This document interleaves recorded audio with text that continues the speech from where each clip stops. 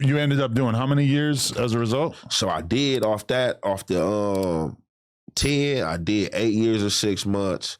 And then I had got out. I was out for like 15 months.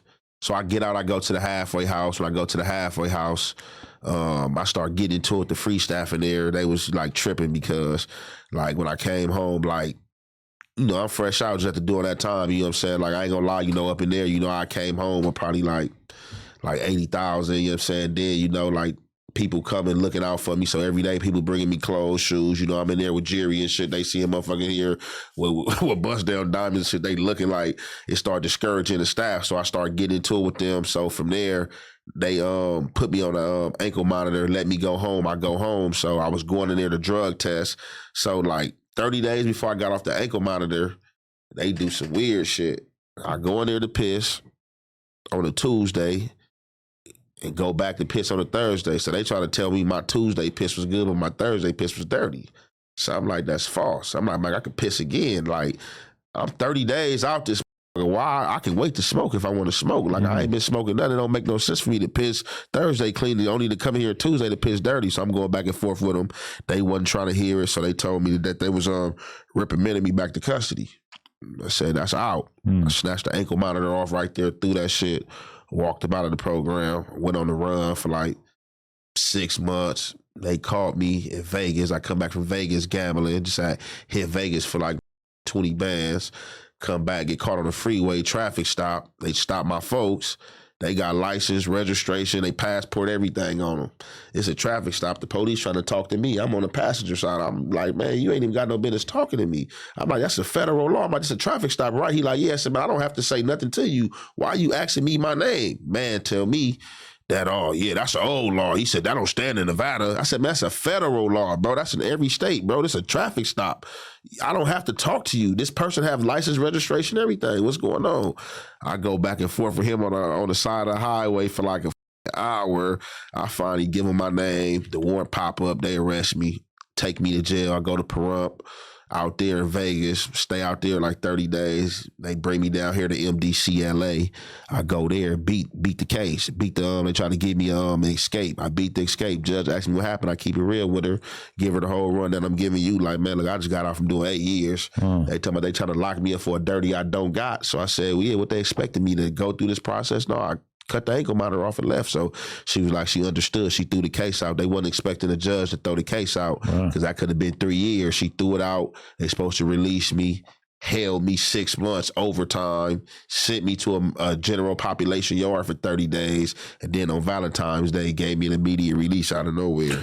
Damn. So, but would you say that you came out of this determined to have a more law-abiding life, or did it in some way kind of turn you up and make you want to, you know, continue to do stuff? Because I'm sure you learned a lot while you're going through all this, but then also you probably don't want to go back. What's your mentality at that point? Man, definitely good on jail, you feel me? On everything good on jail, you know what I'm saying? So, like, no, that wasn't my mentality. I wasn't tripping. I was just, you know, yeah, when you be in there going through it, you know what I'm saying? Be all type of, you know, you be going through your emotions, you feel me? Be all type of, you know, thoughts going through your mind. But you feel me? Like, you know, the mind is a free will. Like, in that mind, you feel me? It'll be a dangerous tool at times. So you just got to know, like, what thoughts and what feelings to suppress. So just like shit, like getting out here, shit, like, hell yeah, like, man, I'm not trying to be in that bathroom. Like, for sure.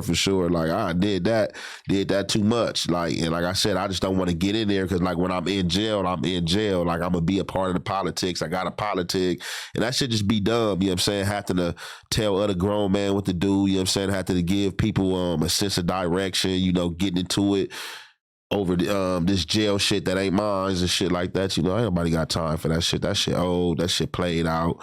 Like, I'm trying to get some money, trying to, you know what I'm saying, you know, create this foundation, you know what I'm saying? Like, grow for generational wealth, man. Like, shit, I ain't got time to be playing. When you look at the stuff that you went down for and everything, though, is there part of you, like, is your mind state, that shit is stupid, I can't believe I wasted my time getting into this? Or is your mind state like, man, if I went back, I could do this shit, use all the knowledge that I have now to not get caught and be able to run it up in a way that you weren't necessarily able to before? Or is your mind state like, nah, this is just a dead end road? No, it's a dead end road. I don't never want to bump my head twice on the same mistake. You know what I'm saying? Knowing it's a costly mistake. Yeah. So with that, that's how I feel. But I also feel like this. Do I feel wrong for what I went to jail for? Like, nah. Do I feel like I did anything? Nah, because did nobody die? Did nobody overdose? These was regular grown people. Never forced nothing on nobody. They was calling my phone, calling us to come sell it. The politicians do it. Oxycontin do it. When we went down, Oxycontin, the maker of Oxycontin, gave himself a bonus, like a $200 million bonus. So it's just like, I kind of feel like, on a political level, they write the law, they are the law, they do shit that they feel like we shouldn't do. So it's just like, shit, I feel like I shouldn't went to jail selling some pills. I mean, shit, the pharmacy do it, because they went to school and they're pharmaceutical, like they got the right to do it. Shit, they was calling my phone, buying this shit for me. It wasn't like I was selling crack, I was selling crystal meth and was dying.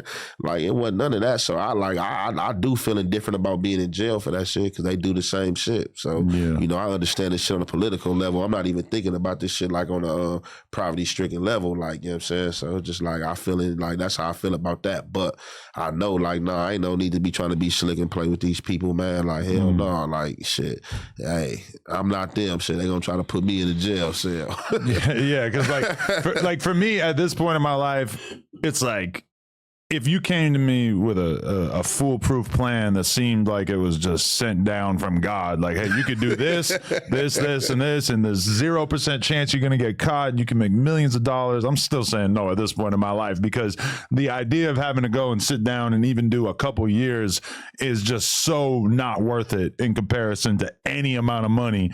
Now, obviously, that's me being comfortable enough to be able to make that decision. And at a certain point in my life, when I think about it, when I was like 19, somebody was discussing with me and they told me, like, yeah, I know a dude who you basically will like take a rental car and pack that shit full of e-pills and you drive that shit up to Canada and they're going to give you, 15 grand or 20 grand. And I remember being a young 19-year-old saying, like, shit, I'll do that tomorrow. No, like, sure. because I needed money, period. I didn't give a I'm like, I'll do it. When I look at that now and I'm like, Jesus Christ, that is a serious crime right there, crossing a country line like that. Like, state laws, man, that's a wild thing to do.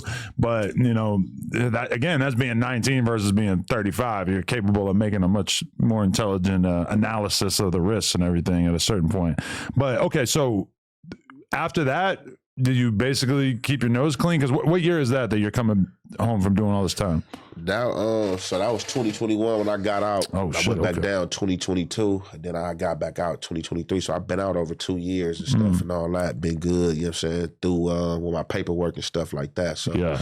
You know what I'm saying? Like, yeah, I've been out, you know what I'm saying? Like, I wouldn't even went back if that situation wouldn't happen, but it was just like, I knew that that dirty wasn't mine. Like, y'all either swap me out with somebody else dirty or y'all did some bullshit. And I just like, really like, at that moment and point in time, like, hey, man, y'all got me f***ed up. Y'all think y'all about to just take me back to a jail? Like, and I know that ain't me just to sit to do this process. Like, nah, y'all can just come holler at me later. Find me later and we can take care of this later. But right now, that's what we not doing. That's bullshit. Okay, so you just saw the clip, but did you know that you can watch this entire interview right now before it's released to the public, uncensored, by becoming a member for just $5 a month, and there's a lot of other crazy benefits as well. So make sure you hit the link down in the description and sign up. Appreciate y'all.